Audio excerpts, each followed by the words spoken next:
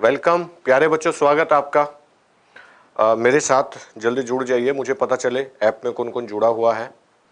हम यहाँ पर इकट्ठे हैं मोबाइल ऐप के इस फोल्डर में नीट 2020 के क्रैश कोर्स के लिए, और ये 1 बजे का समय निश्चित है केमिस्ट्री की क्लास के लिए, और वो भी हिंदी माध्यम के बच्चों के लिए। देखिए, एक तो मैं आपको कुछ क्लियर चीज़ें बता देता हूँ, कंफ्यूज नहीं होना है आपको कि कभी आप दिग्भ्रमित हो जाएं, कंफ्यूज हो जाएं। कुछ वीडियो हैं वो इंग्लिश में आती हैं, कुछ वीडियो वो हिंदी में आती हैं। तो हिंदी माध्यम के बच्चे जो है हिंदी माध्यम की वीडियो के लिए हैं, और इंग्लिश वाले इंग्लिश के लिए हैं। हिंदी वालों को भी कहूँगा कि अगर वो इंग्लिश में बहुत सारी चीज़ें ऐसी हैं बोलते तो हिंदी में ही हैं, हम उनको भी पकड़ लें, वहाँ से भी आपको चीज़ें सीखने को मिले। और जो इंग्लिश वाले हैं उनके लिए यहाँ पर कोशिश कर रहे हैं कि दोनों भाषा में जो स्लाइड हमारी हों और जो क्वेश्चंस हों दोनों भाषाओं में हों, तो कंफ्यूज नहीं होना है। और एक मैं यहाँ छोटा सा आपको एक और अच्छी न्यूज़ ये देने वाला हूँ कि हमारी एक दूसरी वेबसाइट है जिस पर टेस्ट सीरीज चलती हैं। उस वेबसाइट पर आप जितने भी बच्चे मेरे साथ क्रैश कोर्स में जुड़ेंगे, हम आपको वहाँ पर जो टेस्ट सीरीज होती हैं उसके लिए एलिजिबल कर देंगे। आपका ईमेल हमें वहाँ डालना पड़ेगा। और फ़ायदा क्या होगा, अभी उसकी अनुमति हम नहीं दे रहे हैं, क्योंकि पहले एक बार कोर्स तो थोड़ा सा खिंच जाए, नहीं तो आप डिमोरलाइज हो सकते हैं कई बार उसमें अगर आउटपुट नहीं आएगा। और वहाँ इतना अच्छा सीक्वेंस होगा कि जैसे ही आप आंसर को क्लिक करेंगे, वो ऑनलाइन टेस्ट होता है जैसे आईआईटी वालों का होता है, तो उसमें पूरा 180 क्वेश्चंस होंगे आपके सामने, ऑप्शन आते हैं, आप क्लिक करते हैं, नेक्स्ट पे जाते हैं, कंप्यूटर पे बैठ के आपको देना होगा वो। तो उसमें आपको ये व्यवस्था भी करनी होगी अपनी कि हम लैपटॉप या कंप्यूटर या साइबर कैफे पर जाकर के उसको उस पेपर को दें। और वो पूरा टाइम होता है, जैसे आप शुरू करेंगे, स्टार्ट करेंगे तो एकदम 180 मिनट में वो अपने आप बंद हो जाएगा या आप फाइनल सबमिट कर देंगे। बंद होने का मतलब है जैसे ही 180 मिनट होगी तो वो तुरंत आपके सामने आपका रिजल्ट शो कर देगा। रिजल्ट शो करेगा पॉजिटिव कितने आपने सही किए हैं 4 से गुणा करके नंबर दिखाएगा, कितने गलत किए हैं उसमें -1 से मल्टीप्लाई करके आपको दिखाएगा टोटल आपके मार्क्स इतने हैं। और फिर आपको कहेगा यू चेक योर आंसर, तो आप एक एक क्वेश्चन का आंसर चेक करेंगे। देखो मैंने ये किया था, ये ठीक है, जो ठीक है वो ग्रीन सिग्नल होगा और जो गलत है वो लाल सिग्नल होगा, और जो आप ठीक होना चाहिए था उस पर अलग से एक साइन होगा, नीचे एक्सप्लेनेशन होगा। और आज आपने मान लिया एक पेपर दिया है, एक पेपर आप कल देंगे फिर ऐसा करके, तो जो आज के मार्क्स हैं वो भी कल शो होंगे कि कल आपने इतनी गलतियां की थी और आज आपने इतनी गलतियां की हैं। तो ये देखिए कितना अच्छा हम आपके लिए करने वाले हैं। लेकिन पहले उस पे अनुमति जब देंगे, क्योंकि पहले थोड़ी सी प्रैक्टिस हो जाए। कई बार ऐसा होता है, हम सोचते हैं किसी चीज को खरीदते हैं कि आज ही हम उसको पूरा यूज कर लें, या कोई नई चीज होती है तो हमें लगता है कि आज ही हम पूरे निपुण हो जाएं, लेकिन हर व्यवस्था में काम में समय लगता है। जब भी आप जिम ज्वाइन करते हैं तो आपको लगता होगा कि आज ही जो है डोले सोले बन जाए, लेकिन जिम ट्रेनर आपको मना ही कर देता है कि अगर आप एक ही दिन में ऐसा करना सोचेंगे तो आप डेफिनेटली कल आ नहीं पाएंगे फिर, क्योंकि आप इस लायक ही नहीं रहेंगे। वो धीरे धीरे अनुमति देता है आपको, और जब आप पूरे परफेक्ट हो जाते हैं, दौड़ने लगते हैं, तब वो आपको सारे दाव पेच सिखाता है, तब आप परफेक्ट बनते हैं। वही काम यहाँ है बेटा, यहाँ भी एक रेगुलर और एक सीक्वेंस में चलना है। आपने पढ़ा हुआ है, क्रैश कोर्स का मतलब ये होता है कि आपने कुछ ना कुछ पढ़ी हुई बातें हों और हमारे साथ जुड़ करके वो चीजें आप करते चले जाएं। 1 बजे का टाइम चूंकि हिंदी माध्यम का है, तो पहले 11th की केमिस्ट्री में ले रहा हूं, फिर मैं 12th की केमिस्ट्री लूंगा हिंदी माध्यम में। तो हिंदी माध्यम वालों का पूरा ऐसे कंप्लीट हो जाएगा। जो 2:15 पर एक बैच दूसरा है, उसमें मैं केमिस्ट्री लेता हूं इंग्लिश मीडियम में। तो वहां पर मैं दूसरा सीक्वेंस स्टार्ट किया है अभी, 21 का दम। 21 बहुत इंपॉर्टेंट प्रश्नों को मैं वहां लेकर के आता हूं, और वो यूट्यूब पर भी फ्री हम दे रहे हैं। आगे तो नहीं देंगे, अभी दे रहे हैं, क्योंकि आपको तो सारी चीजें मिलती रहेंगी। एक और ये बात कि बच्चों मैंने पीडीएफ भी आपको देना शुरू कर दिया है, केमिस्ट्री का बहुत कुछ पीडीएफ आपको मिल रहा है। और जो 30 क्वेश्चन केमिस्ट्री के ऑर्गेनिक के थे हिंदी इंग्लिश मीडियम में, वो आज अपलोड हो रहे हैं।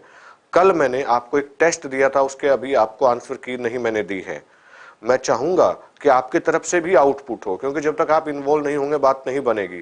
तो मैं आपको ये बात कह रहा हूं, और इसको आप मेरी डांट समझ लीजिए कि किसी भी बच्चे ने अपना रिजल्ट अब तक मुझे शो नहीं किया है। उस पेपर का प्रिंट ले लेंगे या फिर अपने मोबाइल में ही खोलेंगे। अभी तो कितना भी समय आप लगाएं, बस सॉल्व करना सीख जाएं। समय का बंधन तो मैं आप पे डाल दूंगा आने वाले समय में, लेकिन आप उनको करें तो वो आपके structure of atom, periodic table, chemical bonding, रासायनिक बंध और द्रव की अवस्थाएं, इन चैप्टर से मैंने कुछ इंपॉर्टेंट क्वेश्चंस आपको दिए हुए हैं। प्लीज डाउनलोड कर लें, OMR को डाउनलोड कर लें, उसमें भरें, फोटो खींच के हमें भेज दें, या मैं अगर आप देरी करते हैं तो संडे में या मंडे में आंसर की दे दूंगा। दूसरा जो एक तो वो टेस्ट हो गया, दूसरा प्रैक्टिस टेस्ट के रूप में मैं जो आपको दे रहा हूं उसकी मैं आंसर की साथ देता हूं। जैसे आज ऑर्गेनिक का मैं दे रहा हूं आपको, तो आप ठीक है मैं इतने कर लेता हूं, इतने मेरे गलती थे, ये ठीक हो गए। करने के लिए इतना कुछ मिलेगा आपको, इतना कुछ मिलेगा। मुझे नहीं लगता कि आप 10 घंटे अगर बैठेंगे तो हम आपको 10 घंटे फ्री छोड़ देंगे। वीडियोज हैं, पिछली वीडियो देख लीजिए, सीक्वेंस में दी हुई है सारी, इतने सारे नोट्स हैं। अब फिजिक्स के भी आने शुरू हो रहे हैं, बायोलॉजी के भी आने स्टार्ट हो जाएंगे। करने को इतना कुछ है, पूरा एकदम फिक्स कर देंगे। और आज चलिए हम स्टार्ट कर देते हैं रासायनिक साम्य अवस्था, इक्विलिब्रियम। सबसे परेशान करने वाला चैप्टर 11th के बच्चों को जो होता है, यही जनाब है वो रासायनिक साम्य अवस्था। लेकिन हम इसको इतना आसान बनाने वाले हैं, बेहद आसान। आप मेरी अगर YouTube पर वीडियो देखेंगे तो ऊष्मा गतिकी नाम से हिंदी माध्यम में एक वीडियो है 2 साल पुरानी, तब थोड़ा सा मैं स्लिम हुआ करता था, तो वो इतनी अच्छी पढ़ाई है कि सबसे ज्यादा व्यू उसी वीडियो पे है मेरी। और उसके बाद pH वैल्यू को लेकर है एक वीडियो, वहां पर भी आप कभी कभी वीडियो को देख लिया करें, क्योंकि यहाँ समय का बंधन है, 2 महीने है ना, लगभग 70 दिन हमारे पास में, और उसमें सारा कुछ करना। तो डिटेल में तो नहीं पढ़ाया जाता यहाँ, लेकिन डिटेल में जाना है तो वो वीडियो भी साथ साथ आप देख लें। स्टार्ट करते हैं। रासायनिक समयावस्था क्या होती है, इक्विलिब्रियम किसे कहते हैं। जब भी जहन में ये सवाल आता है इक्विलिब्रियम क्या है, तो आप समझते होंगे इक्विलिब्रियम का मतलब ऐसा होता है कि एक इक्वल हो जाता है। ऐसा बिल्कुल भी नहीं होता है। इक्विलिब्रियम ऐसे भी हो सकता है कि एक 80 किलो का बच्चा एक 40 किलो के बच्चे के साथ इक्विलिब्रियम बना सकता है। वजन की बात नहीं करेंगे, स्टेमिना की बात करेंगे। और ये भी हो सकता है कि 40 किलो वाला जीत जाए और 80 किलो वाला हार जाए, इसका मतलब स्टेमिना 40 kg वाले बच्चे में ज्यादा था। तो इक्विलिब्रियम का मतलब यहाँ कैसा है, अगर आप ठीक से समझें इस बात को, तो एक उदाहरण आप ले लीजिए। सपोज करिए कि एक साइकिल चल रही है और साइकिल चलते हुए हमने फोटो लेना था, जो बच्चा साइकिल चला रहा था, और हमने फोटो को जूम किया और सिर्फ उस सेक्शन का फोटो लिया जहां पर उसके पैर और वो चेन वाला पोर्शन है। आपने फटाफट उसके 7-8 फोटो लिए और वो मुझे सेंड कर दिए। जब तक मुझे साम्यावस्था नहीं पता थी तो मैंने कहा कि आपने तो भाई रुकी हुई साइकिल के फोटो मुझे भेजे हैं, क्यों? आपने क्या किया उसमें, फिर जो पेंडल है वो पेंडल गायब कर दिया उसमें, ताकि ये नजर ना आए कि पैर यहाँ था यहाँ था यहाँ था, वो गायब कर दिया। सिर्फ वो सीक्वेंस है जो वो चक्री चल रही है। मैंने कहा देखिए मैं हर फोटो में देख रहा हूं, अगली जो बड़े वाली चक्री है उस पर 20 कड़ी है और पिछले वाली पर 10 कड़ी है। इस फोटो में भी देखिए 20 कड़ी और 10 कड़ी, इसमें भी देखिए 20 कड़ी और 10 कड़ी, तो ये तो रुकी हुई साइकिल है। आपने कहा नहीं सर, ये चलती हुई साइकिल का फोटो है। फिर आपने अगली बार फोटो, वही फोटो मुझे भेजा, लेकिन आपने 2 चक्री पर अलग अलग निशान लगा दिए, एक पे लाल कलर एक पे ब्लू कलर। तो फोटो में बड़ा क्लियर हुआ कि पहले वो लाल कलर यहाँ था, फिर यहाँ फिर यहाँ फिर यहाँ, तो क्लियर हो गया कि हाँ रिएक्शन चल रही थी। ये इक्विलिब्रियम का सबसे अच्छा उदाहरण है। मतलब मैं किसी भी फोटो में पिछली कड़ी अपॉन अगली चक्री पर जितनी कड़ी है डिवाइड करूं तो 10/20, हर फोटो में 10/20, 10/20, 10/20। देयर इज ए कांस्टेंट, एक स्थिरांक मुझे मिल रहा है 1/2, 1/2, 1/2। लेकिन रिएक्शन तो चल रही थी ना, रुक तो नहीं रही थी ना रिएक्शन। तो इक्विलिब्रियम तो नहीं था वहां पर, 20 कड़ी आगे 10 कड़ी पीछे, लेकिन हमेशा ही वो वैल्यू कांस्टेंट रही। उसको बोलते हैं साम्य अवस्था। और ये एक काइनेटिक कांस्टेंट होता है। यहां पर रिएक्शन चलती रहेगी। डायनेमिक इक्विलिब्रियम, इसके लिए एक वर्ड यूज होगा इंग्लिश में। डायनेमिक मतलब मूवमेंट में है, जो चलती रही है, और डायनेमिक इक्विलिब्रियम साम्य अवस्था भी हो गई है। उदाहरण के लिए एक छोटा सा उदाहरण मैं आपको लेकर के समझाता हूं। एक उदाहरण है, एक रिएक्शन हमने ले ली ए और बी। दूसरी बात ये, इस पर एक छोटा सा सवाल बन सकता है कि इक्विलिब्रियम जो है वो कहां आपको अटेन होगा, उसकी क्या क्या शर्तें हैं। इक्विलिब्रियम देखने के लिए जो रिएक्शन हमारी होती है वो बंद कंटेनर में होनी चाहिए, सबसे पहली बात। और मल्टीपल चॉइस क्वेश्चन दूंगा मैं आपको इसी बात पर कि इनमें से कौन सा कथन ठीक नहीं है साम्य अवस्था के लिए। तो पहली बात ये कि साम्य अवस्था का अध्ययन करना है तो जो हमारी रिएक्शन है वो एक बंद कंटेनर में होनी चाहिए। जैसे पानी को उबाल रहे हो और बर्तन खुला हुआ है तो जो भाप है वो तो एटमॉस्फेयर में चली जाएगी, वापस नहीं आएगी। अगर बर्तन पूरा बंद है तो भाप बनी, वो फिर से लिक्विड में आने लगी, भाप बनी फिर से लिक्विड में आने लगी, तभी आप अध्ययन कर सकते हैं साम्य अवस्था का। पहली शर्त बंद कंटेनर में होनी चाहिए। दूसरी बात क्या है, साम्य अवस्था जो है वो एक निश्चित ताप और दाब पर, ये नहीं कि आप ताप घटाते बढ़ाते रहें तो उससे साम्य अवस्था पर थोड़ा फर्क पड़ेगा, ठीक है। और तीसरी बात यह है कि जहां आप साम्य अवस्था देखना चाहते हैं वो उसके लिए जरूरी है कि जो रिएक्शन है वो रिएक्शन इक्विलिब्रियम होनी चाहिए। ऐसी रिएक्शन जो दोनों डायरेक्शन में चलती है, अग्र दिशा में भी चलती है और पश्चिम दिशा में भी चलती है, उनको हम उत्क्रमणीय अभिक्रिया कहते हैं। ऐसी अभिक्रिया में ही आप साम्य स्थिरांक को देख सकते हैं। साम्य स्थिरांक वह अवस्था है जब प्रोडक्ट के मोल और रिएक्टेंट के मोल दोनों का अनुपात स्थिर आ जाए, उसको बोलते हैं हम साम्य अवस्था। यह भी हो सकता है कि आपने इसको 20 मोल लेकर के स्टार्ट किया और आपने 1 मिनट बाद देखा तो इसके 5 मोल बन चुके थे, इसके 15 रह गए थे, लेकिन आपने अगली 10 मिनट बाद देखा इसके 12 मोल रह गए चूंकि इसके 8 बन गए, फिर 20 मिनट बाद देखा, 30 मिनट बाद देखा, 30 मिनट बाद भी 12 और 8, 1 घंटे बाद चेक किया तब भी 12 और 8। आप समझ सकते हैं, आपको लगेगा कि रिएक्शन रुक गई है, रुकी हुई है, लेकिन रिएक्शन तो अभी भी चल रही है, लेकिन रेशियो जो है 8/12 वो कांस्टेंट हो गया, वो नहीं बदलेगा।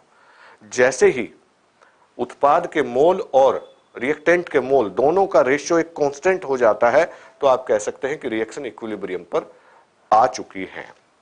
यहां तक बात समझ में आ गई। तो उसमें हम एक ग्राफ दिखा सकते हैं, इक्विलिब्रियम का ग्राफ कैसा होता है। जो इंग्लिश में लिखा है इस पर आप नहीं जाएंगे क्योंकि आपका माध्यम हिंदी है और मैं हिंदी में भी आपके लिए बहुत सारी चीजें लेके आया हूं, बहुत सारे सवाल मेरे पास हैं और फिर ये बताने वाला हूं कि अगर आप अभी पढ़ेंगे इस चैप्टर में तो क्या क्या आप रिवाइज करेंगे कल तक, ताकि हम कल फिर सुचारू रूप से इस क्लास को चला सकें। देखिए, अगर हम एक ग्राफ प्लॉट करते हैं between the rate of reaction तो एक and time, rate of reaction और टाइम में, तो ऐसा ग्राफ आपको मिलेगा इस तरीके से। ये देखिए रिएक्शन ये बढ़ रहा है तो ये फॉरवर्ड रिएक्शन के लिए है, और ये घट रहा है ये बैकवर्ड रिएक्शन के लिए होता है। ये आप कह सकते हैं कि ये प्रोडक्ट का ग्राफ है और ये प्रोडक्ट का ग्राफ है और ये रिएक्टेंट का ग्राफ है, ये वाला। और जहां ये दोनों एक दूसरे को मिलते हैं वो एक स्थिरांक होता है। ये प्रोडक्ट का है, ये रिएक्टेंट का है, और जहां ये मिलते हैं यहां कहा जाएगा कि इक्विलिब्रियम सेटअप हो चुका है। ठीक है, समझ में आ रहा है यहां तक का? आप अपनी बात को कमेंट बॉक्स में जाकर के जरूर लिखेंगे, बिना लिखे पता नहीं चलेगा कि आपकी समझ में आया है कि नहीं आया है। थोड़ा सा आगे बढ़ते हैं और ये भी देखते हैं कि इसमें क्या इंपॉर्टेंट है। 1 मिनट के लिए मैं अपने मोबाइल को फ्लाइट मोड पे कर देता हूं ताकि डिस्टरबेंस ना हो। बात समझ में आ गई? चलिए, इसमें से क्या क्या करना है हमें एक बार वो देख लेते हैं। एक तो इक्विलिब्रियम को ठीक से समझ लिया, इसके बाद एक इसमें होता है Kp और Kc का relation. Kp is equal to Kc dot RT की पावर डेल्टा n, इस पे हमें न्यूमेरिकल करने हैं और ये फॉर्मूला आपको याद भी रखना है। डेरिवेशन पे नहीं जाना क्योंकि हमें अब पेपर के लिए नहीं देख रहे हैं, हम तो सीधा नीट के लिए देख रहे हैं, और नीट में तो बस हमें सवाल आना चाहिए। तो Kp is equal to Kc RT की पावर डेल्टा n, डेरिवेशन इस पर न्यूमेरिकल देख लेने हैं। R जो है गैस कांस्टेंट होता है, R की वैल्यू यहाँ पर 8.314 होती है ना, और T टेम्परेचर होता है केल्विन में, ये याद रखना है। R की वैल्यू वैसे एटमॉस्फेयर लीटर में अगर हम लेते हैं तो 0.083 ये ली जाती है। डेल्टा n का मतलब होता है, डेल्टा n का मतलब होता है mole of product minus mole of reactant, और केवल गैस मोलिक्यूल ही काउंट किए जाते हैं। जब हम कुछ न्यूमेरिकल करेंगे तो कंसेप्ट क्लियर हो जाएगा। दूसरा और इंपॉर्टेंट चीज क्या है, method to write the rate of reaction, वो आपको करना है इसमें। जैसे 2A plus B give 3C, अगर ये कोई रिएक्शन है तो इसके लिए आप rate R is equal to -1/2 change in the concentration of A upon dt is equal to -D change in the concentration of dB upon dt is equal to 1/3 dC/dt। Reactant के लिए मैंने negative sign use किया है क्योंकि इनकी concentration time के साथ घटती है, और प्रोडक्ट के लिए मैंने पॉजिटिव साइन यूज किया है क्योंकि इसकी कंसंट्रेशन सांद्रता टाइम के साथ साथ बढ़ती है। इस पर भी हम काम करेंगे, न्यूमेरिकल करने हैं, इस पर भी आप थोड़ा सा पढ़ के रखेंगे। इसके बाद इसमें आता है एक्टिव मास क्या है, वो भी जानना जरूरी होता है। यहां मैं ले लेता हूं अलग से, इसमें हम पढ़ेंगे एक्टिव मास।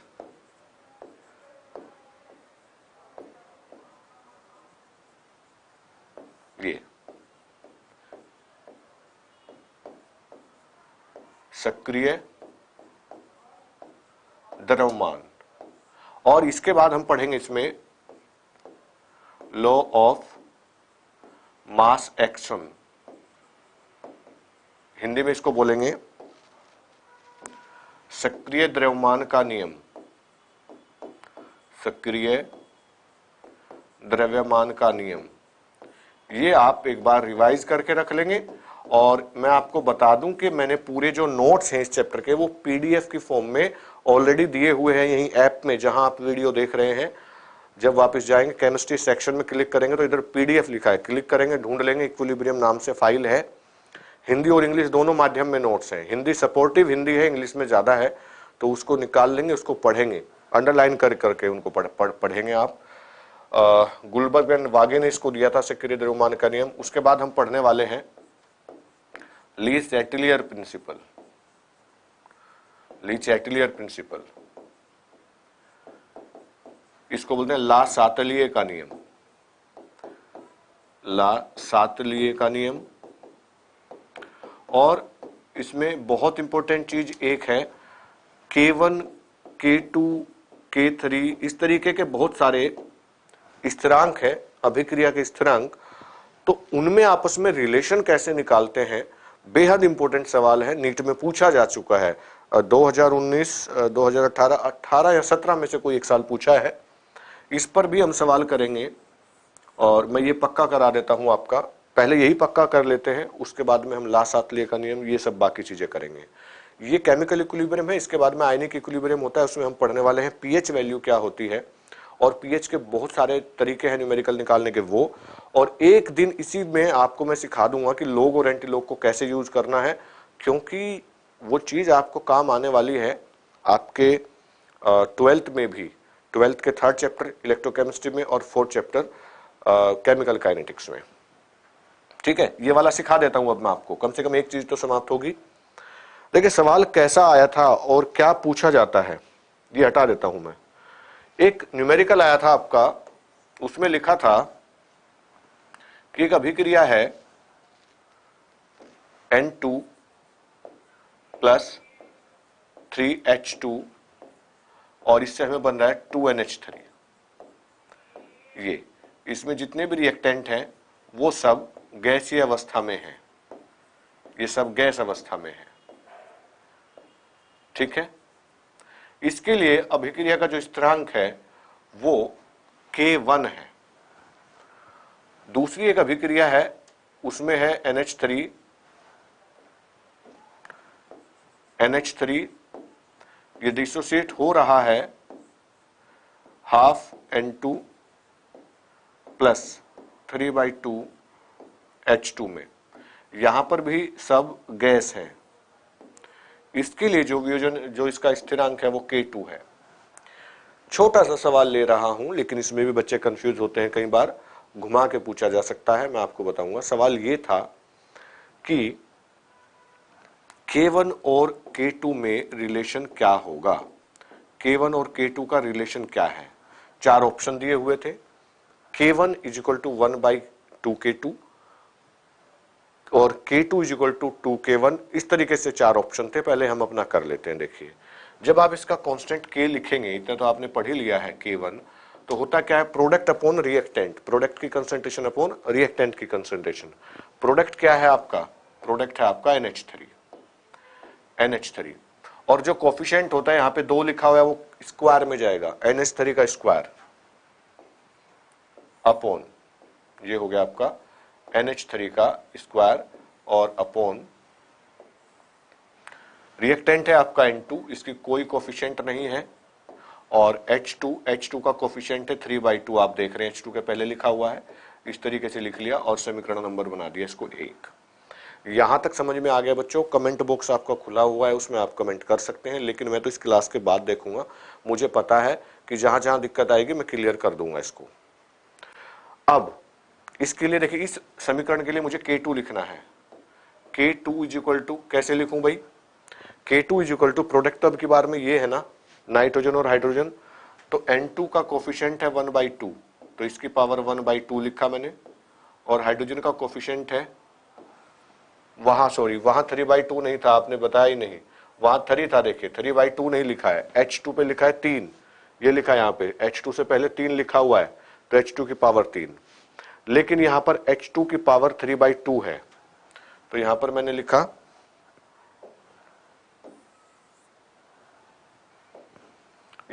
लिखा H2 की पावर 3/2 अपॉन ये क्या है, NH3। यहां तक कोई दिक्कत तो नहीं है? पक्का बता दीजिए, कंसेप्ट क्लियर हो रहा है? प्रोडक्ट NH3 कोफिशिएंट 2 था तो पावर लिखा 2, फिर रिएक्टेंट है N2 और H2 कोफिशिएंट है 3 तो पावर लिखा 3, इक्वेशन नंबर 1। और इक्वेशन 2 में K2 क्या होगा, N2 की पावर 1/2, H2 की पावर 3/2 अपॉन NH3। अब K1 K2 में रिलेशन निकालना है, तो क्या करते हैं, हमें लग रहा है ऐसा कि राइट साइड को अगर हम बराबर कर लें, कैसे होगी, इसमें तो NH3 ऊपर है और इसमें नीचे है, तो इक्वेशन 2 को उल्टा करके लिखते हैं। उसके बाद भी क्या होगा कि NH3 अकेला रहेगा, लेकिन वहां NH3 का स्क्वायर है, तो हम उल्टा कर देंगे और स्क्वायर भी कर देंगे, तो इसको भी उल्टा करेंगे, K2 को भी उल्टा किया और इसका स्क्वायर भी कर दिया। इधर NH3 जब ऊपर जाएगा उल्टा करने पर, उसका स्क्वायर हो गया ये इस तरीके से, और नीचे आया N2, है ना, नीचे यहाँ पे आया N2 का स्क्वायर करोगे तो N2 ही रह गया, 1/2 का स्क्वायर करेंगे तो 1 हो गया, और H2 की पावर 3/2 है, उसका स्क्वायर करेंगे तो 3 हो गया। अब आप देख लीजिए इक्वेशन 1 का, और ये जो है राइट साइड बराबर है, इसका मतलब यहाँ पर लेफ्ट साइड भी बराबर है, तो रिलेशन बन गया K1 is equal to 1 upon K2 का स्क्वायर। 1 का स्क्वायर 1 होता है, यहाँ मैं सिर्फ K2 का स्क्वायर लिख सकता हूँ, या मैं लिख सकता हूँ कि K2 is equal to 1 upon root K1। बन गया ना इक्वेशन। दूसरा ये है कि अगर यहां पर ऐसा भी लिख के दिया होता कि भाई इस इक्वेशन के लिए K1 की वैल्यू हमें दी हुई है 49, तो K2 की वैल्यू क्या हो जाएगी, तो पता चल गया ना, 1/7 हो जाती है √49 करके। इस तरह के सवाल बनते हैं। ये जो इक्विलिब्रियम वाला चैप्टर है बेटा, इसमें से 3 सवाल नीट के अंदर पक्के हैं। कुछ चैप्टर ऐसे हैं जहां से 2-3 बनते हैं, इसमें 2 बनते हैं पीएच वाले चैप्टर से, और 1 बनता है जो आपका केमिकल इक्विलिब्रियम है। इसमें से एक सवाल यहां से जो अभी हेडिंग लिखे थे उनमें से कोई एक, और 2 सवाल बनते हैं पीएच वाले सेक्शन से। तो प्लीज देखिए, 45 में से 3 बड़े मायने रखते हैं। अगर हम इस पे 4 दिन अपने खर्च कर लें, 4 दिन तक हम इसी को पढ़ें और हमारे 3 सवाल बन जाएं तो मजा आ जाएगा। इसमें मैं आपको सवाल भी ज्यादा देने वाला हूं, और आपकी लाइव में भी मैं सवाल कराऊंगा बहुत सारे। एक और ऐसा ही सवाल ले लेते हैं, आपको थोड़ी तसल्ली हो जाएगी इसी पर। एक सवाल हमें दिया, सपोज करिए लिखा है C + ½ O2, इससे बना है CO, इसका इक्विलिब्रियम कांस्टेंट K1। फिर क्या किया, CO + ½ O2 कर दिया, और इससे बन गया CO2, इसका कांस्टेंट दे दिया K2। तीसरी और इक्वेशन हमें दे दी C + O2, और इसमें जो कांस्टेंट है उसने डायरेक्ट बना लिया CO2, कांस्टेंट हो गया K3। Equation number 1, equation number 2, equation number 3, इस तरीके के सवाल होते हैं। और पूछ लिया K1 K2 K3 में रिलेशन क्या है, या कोई वैल्यू दे दी तो आपसे वो भी पूछ ली जाएगी। कैसे करेंगे, K1 अगर हम लिखें, और ये चूंकि यहां अभी समय लग रहा है, जब आप खूब प्रैक्टिस कर लेंगे तो एग्जाम में समय नहीं लगता इनको करने में, ये मिनट से भी कम समय लेते हैं ऐसे सवाल। K1 क्या हो जाएगा भाई, K1 हो जाएगा, प्रोडक्ट है इसका CO, और नीचे लिखा हुआ है, इधर रिएक्टेंट हो गया कार्बन और ऑक्सीजन की पावर 1/2, है ना, 1/2। This is equation number 1। K2 अगर हम इसका लिखेंगे तो इधर तो CO2 है, तो हमने लिखा CO2, कोफिशिएंट कुछ है ही नहीं, अपॉन कार्बन मोनोऑक्साइड और दूसरे ब्रैकेट में O2 की पावर 1/2। ये क्वेश्चन नंबर 2। और जो K3 है, K3 में हो गया है CO2 प्रोडक्ट है, CO2 प्रोडक्ट है upon C plus O2, C और दूसरे ब्रैकेट में O2। अब रिलेशन देखना है। रिलेशन क्या देखेंगे? अगर आप एक रिलेशन देखिए कि इसमें भी C और हाफ O2 नीचे है, इसमें हाफ O2 नीचे है ना, तो हम क्या करते हैं, CO2 ऊपर, इसमें K1 और K2 को मल्टीप्लाई करके देख लीजिए। K1 और K2 को मल्टीप्लाई करके देखते हैं। किसी में डिवाइड करके देखना होता है, किसी में रिवर्स करके देखना होता है। हमने K1 और K2 को मल्टीप्लाई किया। जब आप K1 और K2 को मल्टीप्लाई करेंगे तो जाहिर है उसके राइट हैंड साइड को भी आपको मल्टीप्लाई करना पड़ेगा। तो उसमें क्या लिखा है, CO K1 का, इधर C और O2 की पावर 1/2 लिखा है। दूसरा K2 का जो लिखा है उसमें लिखा है ऊपर CO2 और नीचे लिखा हुआ है CO और दूसरे ब्रैकेट में लिखा हुआ है O2 की पावर 1/2। इतना लिखने से आप ये देखिए कि यहां CO2 से, इस सेक्शन में CO से CO कट गया, CO से CO कट चुका है, बचा क्या, CO2 ऊपर बच गया, अपॉन नीचे क्या बचा, ये C बचा, और O2 हाफ यहां है, O2 हाफ यहां है, तो पूरा O2 आपने लिख दिया। ये क्या है, K1 इंटू K2 करने पर आपको ये चीज प्राप्त हुई। अब आप देख लीजिए, जब आपने K3 लिखा था, ये वाली वैल्यू तो K3 की आ गई इधर, यानी कि K1 into K2 is equal to K3, K1 into K2 is equal to K3। ये एक इक्वेशन आपकी प्राप्त हुई।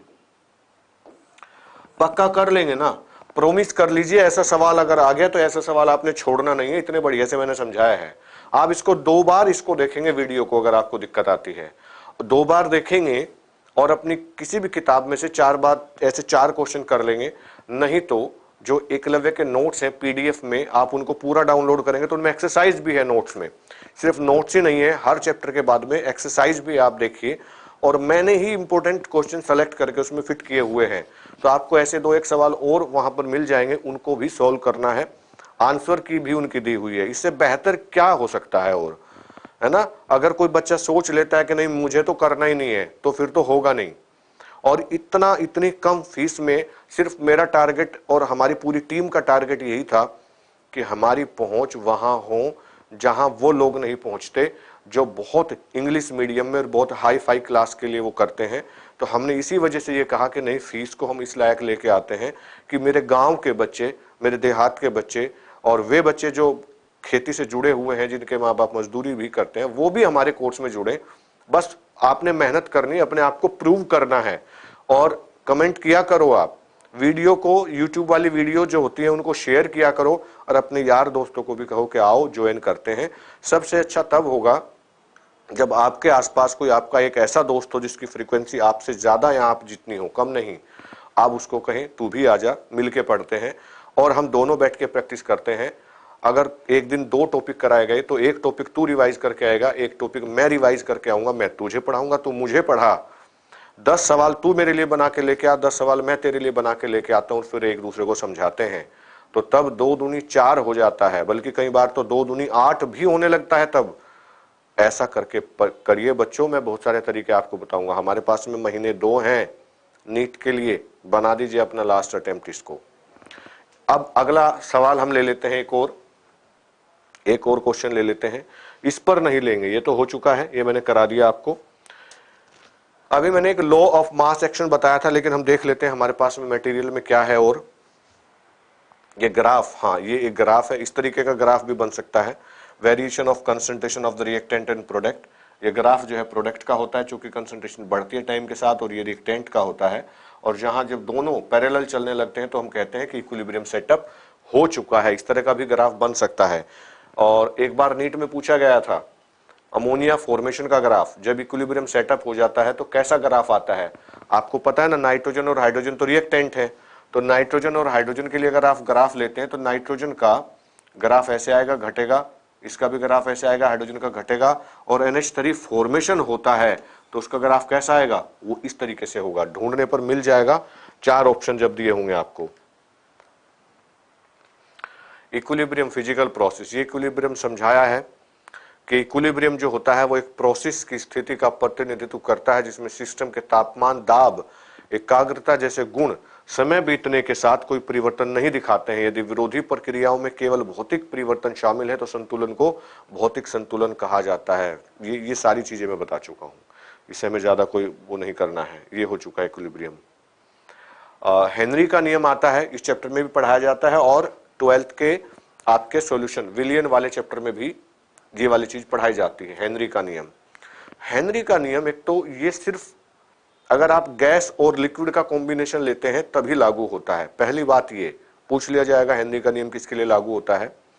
उन प्रक्रियाओं के लिए जहां पर गैस को आप डिसॉल्व करते हैं लिक्विड के अंदर और दोनों में एक इक्विलिब्रियम सेटअप होता है, तो हम कहते हैं हेनरी का नियम वहां लागू होगा। ये कहता है आप ताप को स्थिर कर लीजिए, टेम्परेचर को कांस्टेंट कर लीजिए, then you try to dissolve the gas in given liquid. आप गैस को विलियन में घोलने की कोशिश करिए, तो जितना ज्यादा दबाव आप लगाते जाएंगे उतनी ज्यादा गैस उस लिक्विड में घुलती चली जाएगी। ये कहता है हेनरी का नियम। तो यहां एक रिलेशन बन जाता है कि m directly proportional to p, how much pressure you applied, और एक कांस्टेंट हम ले लेते हैं k dot p, where k को हम kh भी लिखते हैं। इसका मतलब होता है हेनरी कांस्टेंट, इसका मतलब होता है हेनरी का स्थिरांक kh। p का मतलब है प्रेशर और m का मतलब है यहां पर solubility of gas, mole fraction भी कई जगह लिखा जाता है। P directly proportional to x, और आपने देखा होगा P is equal to KHX। इसकी सीमाएं पूछ ली जाती हैं कई बार कि क्या क्या सीमाएं हो सकती हैं। एक तो ये कि गैस लिक्विड के साथ में रिएक्शन ना करे, दोनों प्रॉपर सोल्यूबल हो। इसकी अपनी एक सीमा ये है कि ये लिक्विड के लिए लागू नहीं होता, ये सॉलिड के लिए लागू नहीं होता, ये सिर्फ गैस इन लिक्विड में ही लागू होता है। ठीक है, समझ में आया होगा आपको। एप्लीकेशन भी है इसकी कुछ, क्या ऑक्सीजन ब्लड में डिसॉल्व होती है तो वहां भी गैस ब्लड में डिसॉल्व हो रही, लिक्विड में डिसॉल्व हो रही, एक वो है। सॉफ्ट ड्रिंक जितने भी आपकी कोक, पेप्सी जो भी चीजें होती हैं वही इसकी एप्लीकेशन पर काम करती है। लेकिन वो सारा सेक्शन कहाँ लेंगे? 12th के सेकंड चैप्टर सॉल्यूशन वाले में, यहाँ नहीं। यहाँ तो सिर्फ ये कुछ न्यूमेरिकल्स में आएगा, इसलिए इसका जिक्र हमने कर लिया, नहीं तो इसका जिक्र ही नहीं करना था हमने। ये ग्राफ आप याद रखिएगा जो मैं भी कह रहा था आपको, अमोनिया फॉर्मेशन का ये ग्राफ मैंने बना के दिखाया आपको अभी। हाइड्रोजन चूंकि रिएक्टेंट है, रिएक्टेंट का ग्राफ ऐसे होता है, टाइम के साथ साथ घटता है वो। प्रोडक्ट चूंकि टाइम के साथ बढ़ता है, ये ग्राफ हो गया। और जब तीनों पैरेलल हो जाते हैं, देखिए यहां से आगे, तो इसका मतलब है कि एक इक्विलिब्रियम, साम्य अवस्था उनके बीच में सेटअप हो चुकी है। ग्राफ को याद रखिएगा, 4 ग्राफ दे करके पूछ लेंगे आपसे, और कंफ्यूज नहीं होना है इसमें, इसको बना लीजिएगा। इसके बाद हाँ, ये आयोडीन फॉर्मेशन का ग्राफ है, H2 प्लस I2 और 2HI फॉर्मेशन होता है। ये ग्राफ देख करके जाएंगे आप। ये सवाल मैं कुछ लेके आया था आपके लिए, सवाल तो मैं कल कराऊंगा, आज तो सिर्फ मुझे उन चीजों को कराना है। अभी मैंने K1 K2 का रिलेशन आपको कराया। अभी एक उससे पहले मैंने बताया था Kp is equal to KC/RT की पावर डेल्टा n होती है, डेल्टा n, उस पर न्यूमेरिकल कुछ निकालेंगे हम। वही सवाल है सबसे पहले, Kp Kc के लिए है ना, इसको कल करेंगे हम। और एक ली-चैटलियर प्रिंसिपल, उस पर काम करना है। लॉ ऑफ मास एक्शन है, उस पर काम करना है। लॉ ऑफ मास एक्शन को पहले ले लेते हैं, हिंदी में बोलते हैं सक्रिय द्रव्यमान का नियम, द्रव्यमानुपाती क्रिया का नियम भी इसको बोला जाता है। इसको 2 वैज्ञानिक थे, एक का नाम था गोल्डबर्ग, दूसरे का वागे। उन्होंने इसको दिया था 1896 ईस्वी में। उन्होंने कहा था कि जो साम्य स्थिरांक होता है, के जो होता है किसी भी रिवर्सिबल रिएक्शन का, वो प्रोडक्ट की कंसंट्रेशन के डायरेक्टली प्रोपोर्शनल होता है और रिएक्टेंट की कंसंट्रेशन के इनवर्सली प्रोपोर्शनल। हिंदी में बता देता हूं, जो प्रोडक्ट हैं, उत्पाद हैं, उनकी सांद्रता के समानुपाती और अभिकारकों की सांद्रता के व्युत्क्रमानुपाती होता है आपका साम्य स्थिरांक Kc। तो एक रिएक्शन ले लेते हैं और रिएक्शन लिख करके उससे समझ लेते हैं उस नियम को। अगर मैं एक बहुत छोटी सी रिएक्शन लिखता हूं A that give you B, तो इसके लिए आप K क्या लिखेंगे? K आपका होगा concentration of product, concentration of reactant, ऐसे लिखेंगे ना, इसी तरीके से लिखेंगे।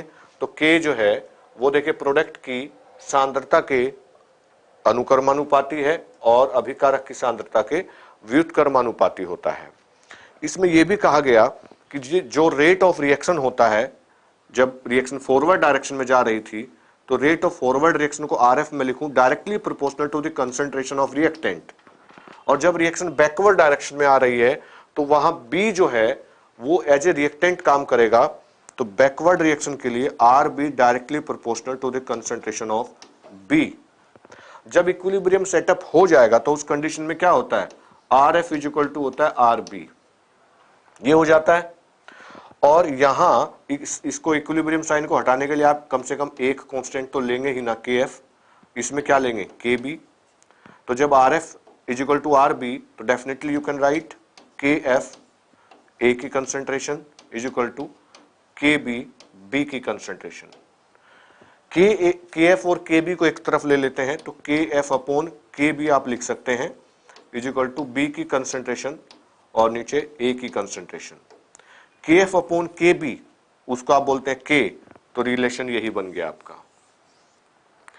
और इसके लिए भी कुछ डेरिवेशन होते हैं इसमें, जैसे PCl5 जब टूटता है PCl3 और Cl2 में, तो आप अपने बुक में देखिएगा और उस नोट्स में भी देखिएगा तो A माइनस एक्स, उसको x लिखा है, किस तरीके से एक रिलेशन बनता है x square upon A minus x B minus x, उस पर भी हम काम करेंगे, उस पर भी कल मैं काम कराऊंगा। और ये सारा कुछ करके फिर लीच-एटलर, कल लीच-एटलर प्रिंसिपल करेंगे, याद रखिएगा कल लीच-एटलर करेंगे, इस पर न्यूमेरिकल करेंगे, लॉ ऑफ मास एक्शन पर इतना कर लेंगे। फिर भी हम वो एक्सरसाइज जो अभी आई थी वो नहीं करेंगे, फिर हम pH, conjugate acid base pair, solubility product और pH के बफर सॉल्यूशन, साल्ट हाइड्रोलाइसिस, वो सारा समझेंगे। मतलब हम 3 दिन थ्योरी को देंगे इसकी, 1 दिन न्यूमेरिकल को देंगे, कम से कम 4 दिन हम इस पर अपने खर्च करेंगे। बहुत इंपॉर्टेंट भाई, 3 सवाल जो है वो जरूर आएंगे इसमें से। आज मैं बस इतना ही करा रहा हूं, आप पढ़ के आइएगा प्लीज।